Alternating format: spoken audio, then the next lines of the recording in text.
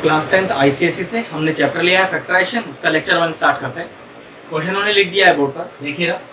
Using reminder theorem find the remainder on dividing. फिर एक expression दिया है, किससे डिवाइड करना है? 2x + 5 से। तो ध्यान रखिएगा कि जिस एक्सप्रेशन को डिवाइड करना होता है उसे बोलते हैं डिविडेंड, और जिससे डिवाइड करना होता है उसे बोलते हैं डिवाइजर। ठीक है, तो मैं क्या करता हूँ, सबसे पहले अपने डिविडेंड को कोई फंक्शन लेट कर लेता हूँ fx, और क्या लिखता हूँ 3x² + 5x - 1, और डिवाइजर को मैं लेट कर लेता हूँ qx, कुछ भी लेट कर सकते हैं, और वो मैं लिख देता हूँ 2x + 5।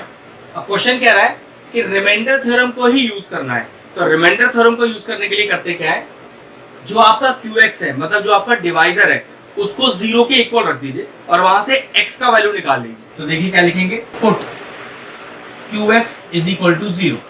तो देखिए क्या आएगा, 2x + 5 = 0। तो 2x = 5 हो जाएगा -5, और x = -5/2।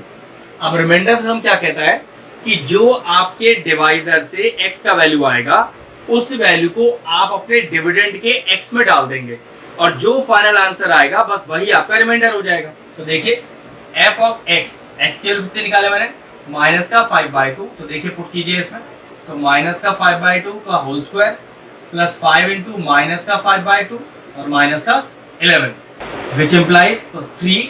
अब माइनस पे स्क्वायर लग रहा है तो माइनस तो चला गया, ये हो गया 25/4, फिर प्लस इंटू माइनस माइनस, तो ये हो गया 25/2 और -11, ऊपर ही मल्टीप्लाई कर लीजिए।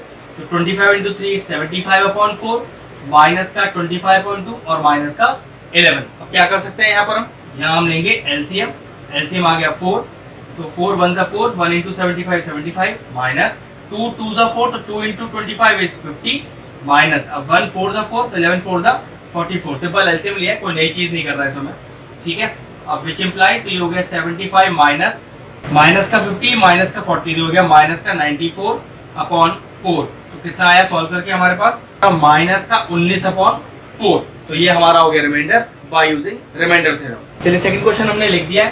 क्वेश्चन लिखा है कि शो दैट दो फैक्टर्स दिए हुए हैं x - 5 और 2x - 1 are the factors of the given polynomial. ये दोनों फैक्टर्स इस पॉलिनोमियल के फैक्टर हैं, हमें सिर्फ ये बताना है। तो देखिए कुछ नहीं, ये आपका डिविडेंड ही कहलाएगा, तो इसको आप मान लीजिए fx, और ये हो गया 2x² माइनस का 11x + 5।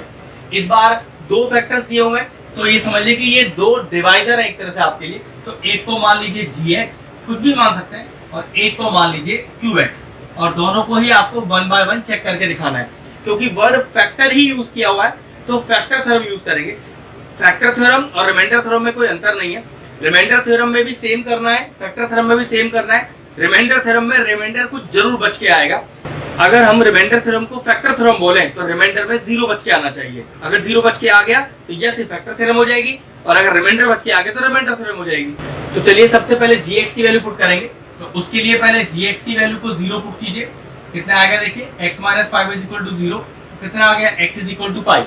अब इस x = 5 को अपने डिविडेंड के x में डालेंगे, और अगर 0 आ गया तो फैक्टर थ्योरम के थ्रू ये x - 5 इसका फैक्टर कहलाएगा। तो चलिए ठीक है, 5 डालते हैं x की जगह। तो 2 × 5 का स्क्वायर -11 × 5 + 5, तो 2 × 5 5 = 25 -55 + 5, 25 2 = 50, माइनस का 55 प्लस का 5, तो देखिए 50 + 5 = 55 -55 = 0। क्योंकि 0 आ गया है तो लिखेंगे therefore x - 5 is the factor of dividend. उसका नाम लिख दीजिए 2x² - 11x + 5। ठीक है, अब सेम, क्योंकि आपको दो अलग अलग फैक्टर दिए हुए हैं, तो ये मान लीजिए दो अलग अलग क्वेश्चन, इनको एक साथ जोड़ दिया गया है, आपस में इन दोनों का कोई लिंक नहीं है। ठीक है, अब दूसरा फैक्टर लीजिए qx, और 0 के इक्वल कीजिए उसको। तो देखिए, तो 2x - 1 = 0, तो 2x = 1 और x = 1/2। तो जैसे आपने अभी यहाँ x की जगह 5 पुट किया था, यहाँ x की जगह मैं हाफ पुट करूंगा, और चेक करते हैं 0 आता है कि नहीं आता। अगर आ गया तो फैक्टर थ्योरम के थ्रू 2x - 1 फैक्टर हो जाएगा, और नहीं आया और रिमाइंडर बच गया तो रिमाइंडर थ्योरम के थ्रू वो आपका आंसर हो जाएगा। तो चलिए मैं x की जगह हाफ डालता हूँ इस बार।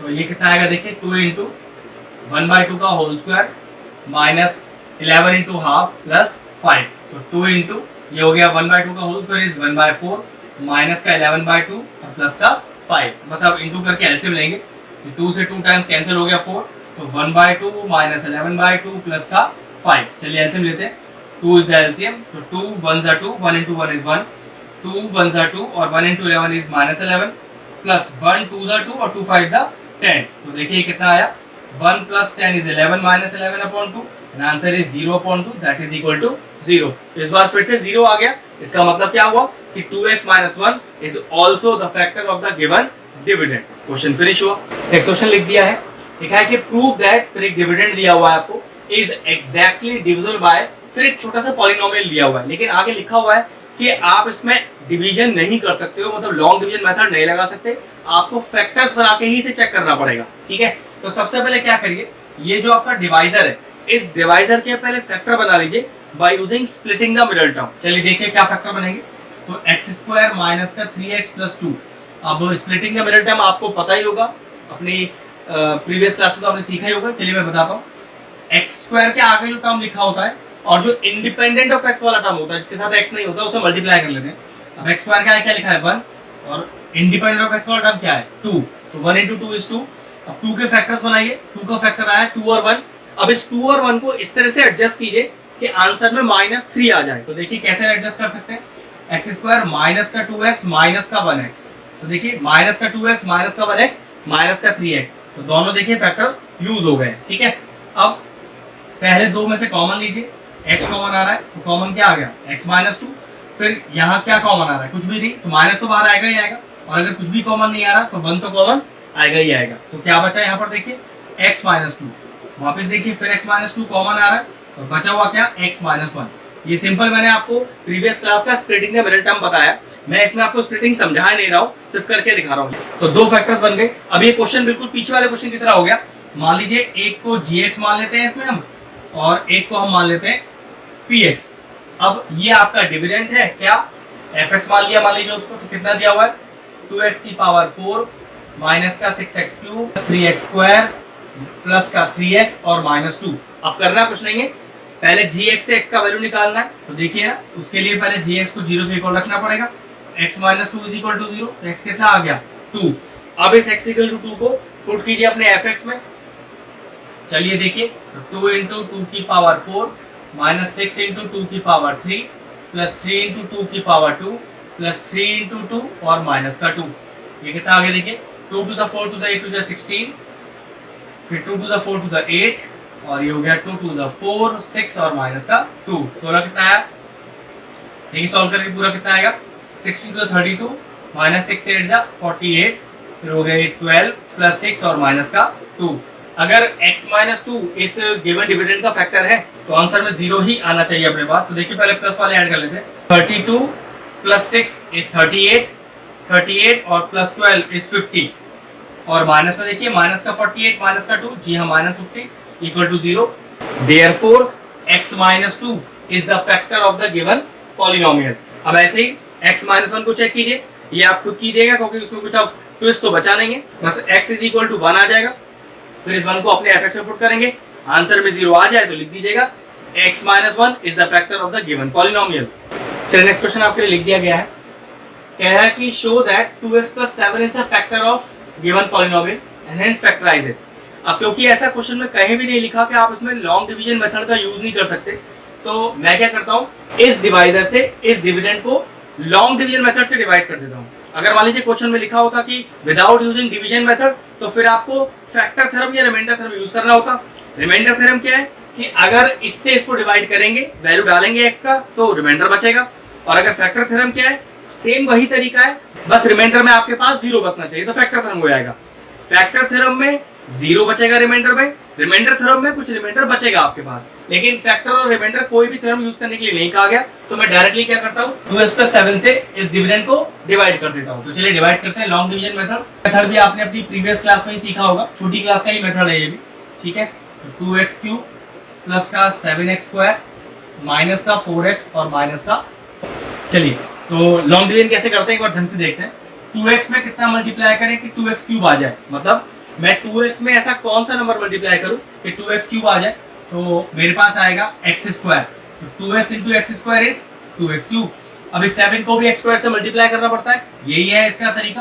तो 7 into x square is 7x square, ठीक है। अब जरा नीचे के साइन चेंज कीजिए, ये कैंसिल आउट, ये कैंसिल आउट, क्या बचा माइनस का 4x माइनस का 14। अब 2x में कितना मल्टीप्लाई करें कि माइनस का 4x आ जाए, हमें करना पड़ेगा माइनस का 2, तो माइनस का 4x आ गया। अब इस 7 को फिर माइनस 2 से कीजिए, तो 7 टू द 14, लेकिन वो भी माइनस का। फिर नीचे के साइन चेंज कीजिए, ये कितना हो गया प्लस, ये कितना हो गया प्लस, कैंसिल आउट हो गया, 0 आ गया। तो 0 ये शो करता है कि ये जो डिवाइजर है वो इस डिविडेंड का फैक्टर है। Since on dividing the dividend by divisor the remainder is 0, therefore 2x plus 7 is the factor of the dividend। अब डिविडेंड आप पूरा लिख दीजिएगा, मतलब बताना सिर्फ इतना है कि आंसर में 0 आ रहा है रिमाइंडर में, तो यस गिवन जो टर्म है वो इस पूरे डिविडेंड का फैक्टर है। अब कह रहा है अगर फैक्टर है, मतलब अगर 0 आ गया है तो देन फैक्टराइज इट। जो आपका क्वेश्चन आया है उसे फैक्टराइज करना है, और जो आपका एक फैक्टर पहले से दिया है वो तो आपका फाइनल आंसर है ही है। तो देखिए कैसे लिखेंगे, विच इम्प्लाइज, तो एक फैक्टर क्या है 2x प्लस 7, क्योंकि ये आपने प्रूफ कर दिया है 0 ला करके फैक्टर है। और क्या है आपका क्वेश्चन x स्क्वायर माइनस का 2। अब इसको आगे फैक्टराइज करना पड़ेगा। तो देखिए 2x प्लस 7 तो बस फाइनल आंसर में लिखा जाएगा। अब यहाँ क्या कर सकते हो, x स्क्वायर माइनस 2 में इस 2 को देखो क्या लिख सकते हो, इसको लिख सकते हो √2 का होल स्क्वायर, और एंटिटी क्या लिख सकती है अगले स्टेप पे a square minus B square. तो what is a square minus B square, ये होता है a प्लस बी और a माइनस बी। इसमें a का वैल्यू क्या है x और b का वैल्यू क्या है √2। तो फाइनल आंसर क्या आएगा अपने पास, देखिए ये आएगा 2x प्लस 7 और ब्रैकेट में x plus √2 into x minus का √2। तो ये आपका जो डिविडेंड था वो 3 फैक्टर्स में स्प्लिट हो गया। एक फैक्टर दिया हुआ था लेकिन वो तभी यस होता अगर 0 आया है, वो तो आपने पहले ले लिया, और 2 फैक्टर आपने अपने क्वेश्चन से निकाल लिए। तो ये हुआ इसका फाइनल आंसर। नेक्स्ट क्वेश्चन आपके लिए लिख दिया है, एक अच्छा क्वेश्चन है तो छोटा सा, कि व्हेन एक एक्सप्रेशन दिया है डिविडेंड इज डिवाइडेड बाय, एक फैक्टर दिया है x माइनस 2, कह रहा है द रिमाइंडर इज k, मतलब अगर मैं इसको इससे डिवाइड करूंगा तो रिमाइंडर में k आएगा। तो कह रहा है k का वैल्यू भी फाइंड आउट कर दीजिए मुझे। अब क्वेश्चन में देखो बहुत सारे तरीके सॉल्व करने के, आप रिमाइंडर थ्योरम यूज कर सकते हैं, आप लॉन्ग डिवीजन मेथड यूज कर सकते हैं। चलिए इसके अंदर सिंपल करते हैं, फैक्टर थ्योरम लगाते हैं, रिमाइंडर थ्योरम लगाते हैं। मतलब सिर्फ इतना है, अगर इक्वल में 0 आ जाए तो फैक्टर थ्योरम कहलाता है, अगर इक्वल में कोई रिमाइंडर बच जाए तो रिमाइंडर थ्योरम कहलाता है। एक ही चीज होता है दोनों, ठीक है। तो चलिए अपने डिविडेंड को पहले नाम देते हैं fx, ये हो गया x क्यूब प्लस का 3x स्क्वायर माइनस का kx प्लस 4, और इस डिवाइजर को नाम देते हैं मान लीजिए qx, ठीक है। अब क्योंकि रिमाइंडर k बच रहा है तो रिमाइंडर थ्योरम बोला जाएगा फिर इसको, ठीक है। तो चलिए यहाँ पर हमने सबसे पहले qx को 0 के इक्वल रखा, वहां से x की वैल्यू निकालनी है मुझे। तो ये कितना आ गया, देखिए ये आ गया x इज इक्वल टू 2, और ये अपने डिविडेंड के x में डाल दिया। ये कितना है देखिए 2 का क्यूब प्लस 3 इंटू 2 का square minus k into 2 plus 4 is equal to 8 plus 2 to the 4, 4 3 the 12 minus 2k plus 4, तो 12 प्लस 8 इज 20, 24 माइनस का 2k। तो ये आपका रिमाइंडर बच गया कितना 24 माइनस 2k। लेकिन क्वेश्चन क्या कह रहा है, द रिमाइंडर इज k, वो रिमाइंडर आपको पहले से ही दिया हुआ है। तो लिखेंगे अकॉर्डिंग टू क्वेश्चन कि ये जो रिमाइंडर है ये किसके बराबर है, जो गिवन रिमाइंडर है जो कि k है। बस अब k एक तरफ ले जाइए, तो k प्लस 2k, ये आ गया 24 इज इक्वल टू 3k, 3 नीचे डिवाइड में आ जाएगा, ठीक है। तो what is the value of k here, the value of k is 8। Next question board पे लिख दिया है, कह रहा है कि what number should be added to, एक पॉलिनोमियल दिया हुआ है, इसमें कितना ऐड करें so that the resulting polynomial leaves reminder 10, जो कि 10 रिमाइंडर छोड़ेगा ही छोड़ेगा। जब किससे डिवाइड किया जाएगा 2x प्लस 1 से।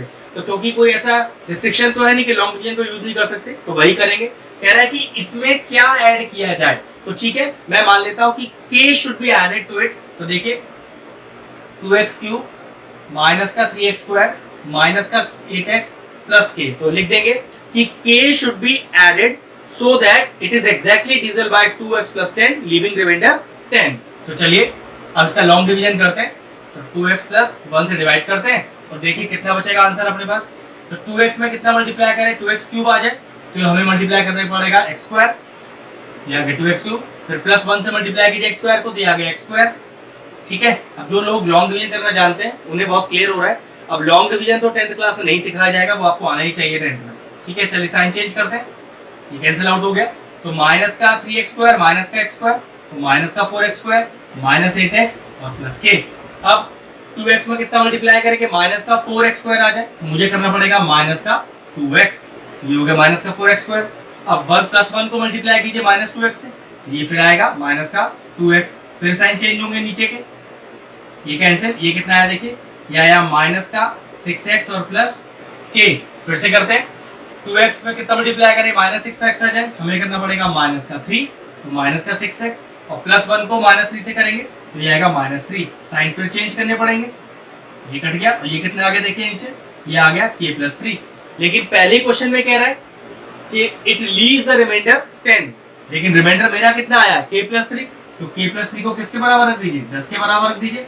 तो आपको वो कौन सा नंबर ऐड करना था जिससे रिमाइंडर 10 बचता, एक्चुअल में आपको 7 ऐड करना था, जिसकी वजह से आपका रिमाइंडर 10 बचता। वो भी रिमाइंडर कहाँ, और वो भी k कहाँ ऐड होता, आपके गिवन डिविडेंट में, जो आपका पॉलिनोमियल गिवन है, क्योंकि हमने पहले ही मान लिया था कि इस पॉलिनोमियल में हम k ऐड करेंगे और वो k का वैल्यू क्या आया, 7। तो therefore 7 is the final answer.